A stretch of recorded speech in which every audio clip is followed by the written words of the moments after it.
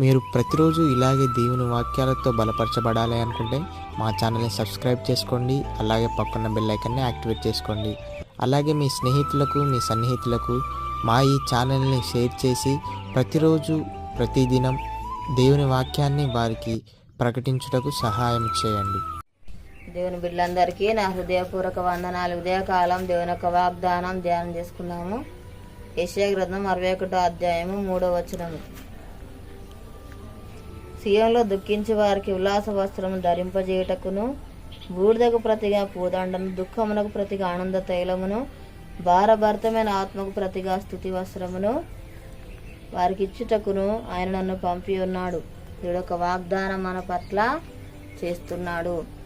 తగ్గింపు మనము కలిగి ఉండాలి, దీన మనస్సు కలిగి ఉండాలి. అప్పుడే దేవుడు మనల్ని ఉన్నతముగా నిలబెడతాడు. వినయము కలిగి ఉండాలి, విధేయత కలిగి ఉండాలి, దేవుని మాటకు లోబడే వారిగా ఉండాలి, దేవుని భయభక్తులు కలిగిన వారిగా మనము ఉండాలి. అప్పుడే మనం ఆశ్రయించబడతాము, దీవించబడతాము.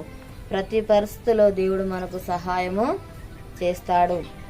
అవమానాలని దేవుడు తొలగిస్తాడు, మనల్ని ఆశీర్వదిస్తాడు, దీవిస్తాడు. నిందలన్నీ కూడా దేవుడు తొలగిస్తాడు. మనల్ని దేవుడు దీవించే దేవుడుగా ఉంటున్నాడు.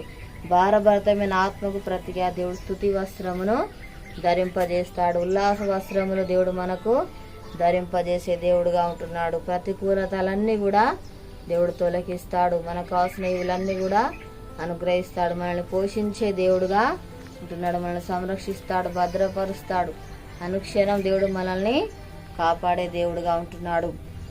మన యొక్క భారాలన్నీ కూడా దేవుడు తొలగించే దేవుడుగా ఉంటున్నాడు. మనల్ని లేవనెత్తే దేవుడుగా ఉంటున్నాడు. నమ్మదగిన దేవుడుగా ఉంటున్నాడు. సమస్తమైన కార్యములు దేవుడు మన జీవితాలలో జరిగిస్తాడు. అద్భుత కార్యాలు జరిగిస్తాడు, ఆశ్చర్య కార్యాలు దేవుడు జరిగిస్తాడు. సమాధానమును దేవుడు మనకు అనుగ్రహిస్తాడు. సంతోషాన్ని దేవుడు మనకు దయచేసే దేవుడుగా ఉంటున్నాడు. ఆనందమును అనుగ్రహించే దేవుడుగా ఉంటున్నాడు.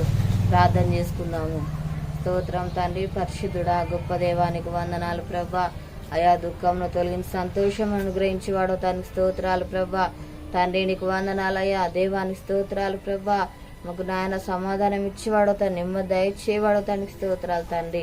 యేసయ్యా నీకు స్తోత్రాలు ప్రభా. నాయన హృదయ వేదన తొలగించేవాడవు తనకి స్తోత్రాలు ప్రభా. అయా మాకున్న సమస్యలు తొలగించేవాడవు తండ్రి. మాకున్న బాధ తొలగించేవాడు నాయన. మా యొక్క భారాలన్నీ కూడా తొలగించేవాడు నాయన స్తోత్రాలు అయ్యా. తండ్రి నీకు వందనాలు ప్రభా. యేసయ్యా నీకు స్తోత్రాలయ్య. ఉల్లవ వస్త్రములు తండ్రి ధరింపజేయవాడవు దానికి స్తోత్రాలు ప్రభా. స్తుతి వస్త్రము ధరింపజేయవాడవు దానికి స్తోత్రాలు ప్రభా.